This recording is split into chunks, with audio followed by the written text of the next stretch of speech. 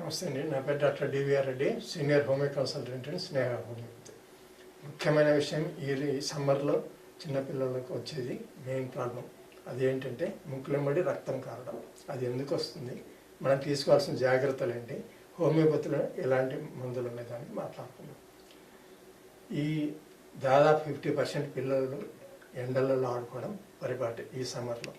ఏ summer అయినా, ఈ summer అంటే ఈ సమ్మరే కదా, సమ్మర్ అంటేనే పిల్లలకు ఆనందం. ఎందుకంటే ఆడుకోవడానికి మంచి అవకాశం ఉంటుంది.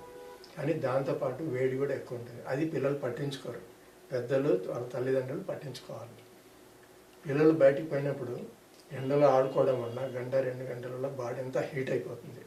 దానివల్ల మామూలుగానే మనకు ఇంట్లో రూమ్లో కూర్చున్నా కూడా చెమటలు వచ్చేస్తుంటాయి. మరి పిల్లలు ఎండల్లో ఆడుకొని వచ్చినప్పుడు ఇంకా వేడి ఎక్కువైపోతుంది. దానివల్ల ఏం జరుగుతుందంటే చర్మం మొత్తం చెమటలు వచ్చేస్తాయి. కానీ ఈ వాతావరణంలో ఉండే హ్యూమిడిటీ అంటాం మనం దాన్ని.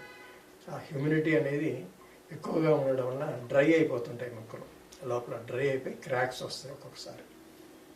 అలాంటి సందర్భంలో డీహైడ్రేషన్ అంటాం దాన్ని. మనం ఇంతకుముందు వీడియోలో కూడా చెప్పుకున్నాం. డీహైడ్రేషన్ అంటే శరీరంలో నీటి శాతం తగ్గిపోవడం. ఈ ముక్కుకు మామూలుగా అయితే ముక్కు చాలా సెన్సిటివ్ ఏరియా. ఇక్కడ డీహైడ్రేషన్ వల్ల అంటే తేమ శాతం తగ్గిపోవడం వల్ల డ్రై అయిపోతుంది. అది డ్రై అయిపోయినప్పుడు ఏమవుతుంది, ఆటోమేటిక్గా దురద అనేది వస్తుంది. పిల్లలు ఏం చేస్తుంది, దురద పెట్టినప్పుడు ముక్కులో ఏలు పెట్టి ఇట్లా అంటుంటాయి. ఆ చిన్న టచ్ అయినప్పుడే వెంటనే కొంతమందిలో సెన్సిటివ్నెస్ వల్ల దాంతోపాటు రక్తనాళాలు కూడా ఉబ్బుతాయి అన్నమాట వేడికి. అప్పుడు బర్స్ట్ అయిపోతాయి. ఇట్లా ఉబ్బినప్పుడు ఆ బర్స్ట్ అయిపోయినప్పుడే బ్లడ్ అనేది వస్తుంది. కొంతమందికి ఏం తగలకున్నా బ్లడ్ వస్తుంది, కొంతమందికి చిన్న ఇట్లా తగలకున్నా ఇట్లా అనుకున్నా బ్లడ్ వస్తుంది, ఒక్కోసారి తుమ్మినా కూడా బ్లడ్ వస్తుంది. సో అంత దాన్ని సెన్సిటివ్ ఏరియా ఉంటుంది ఇక్కడ. ఈ ఏరియా ముక్కు అనేది చాలా సెన్సిటివ్. పొరపాటున ఒకసారి కోపంతో పిల్లలు కానీ పెద్దలు కానీ చెంప మీద కొట్టినా కూడా చిన్నపిల్లలను ఆదిరిపోయి బ్లడ్ కూడా వస్తుంటుంది.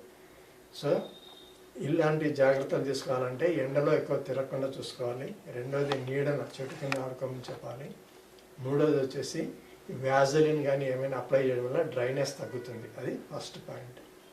దీంతోపాటు గంటకు కొన్ని మంచినీళ్ళు, మజ్జిగ, కీర, వాటర్ మెలన్, ఫ్రూట్స్ ఇట్లాంటివి ఇవ్వడం వల్ల తేమ శాతం మెయింటైన్ చేయొచ్చు ఎండల కాలం. ఇది చాలామంది గమనించాలి. మరి హోమియోపతిలో దీనికి ఏమి అంటే చాలా మంచి మందులు ఉన్నాయి, సైడ్ ఎఫెక్ట్స్ ఉండవు, పిల్లలు వేసుకోవడం కూడా చాలా ఈజీగా ఉంటుంది. దీనికి బాప్, ఈ పేరు గుర్తుపెట్టుకోండి. బాప్ అంటే 4 మందులు చెప్తా. ఈ ముక్కు అదిరింది అని అంటే ఈ మందులు 80% పనిచేస్తాయి. సో ఎవరైనా మీ ఇంట్లో పిల్లలు ఉన్నారంటే ఈ బాపును గుర్తుపెట్టుకోండి. హోమియోపతి మందులు దీంట్లో బాప్ అంటే 4 రకాల మందులు. ఒకటి బి అంటే బాప్ అంటే BAHP. బి అంటే బెలోడోనా, ఏ అంటే ఆర్నికా, హెచ్ అంటే హెమమాలిస్, పి అంటే ఫాస్ఫరస్. కానీ ఫాస్ఫరస్ చాలా జాగ్రత్తగా వాడాలి. ఓన్లీ డాక్టర్ అడ్వైజ్తో మాత్రమే వాడాలి. మిగతా మందులు కొంత ఫస్ట్ ఎయిడ్ ప్రకారం యూజ్ చేసుకోవచ్చు. సో ముక్కులెంబడి బ్లడ్ వస్తుంటే బాపను గుర్తుపెట్టుకోండి. నమస్తే.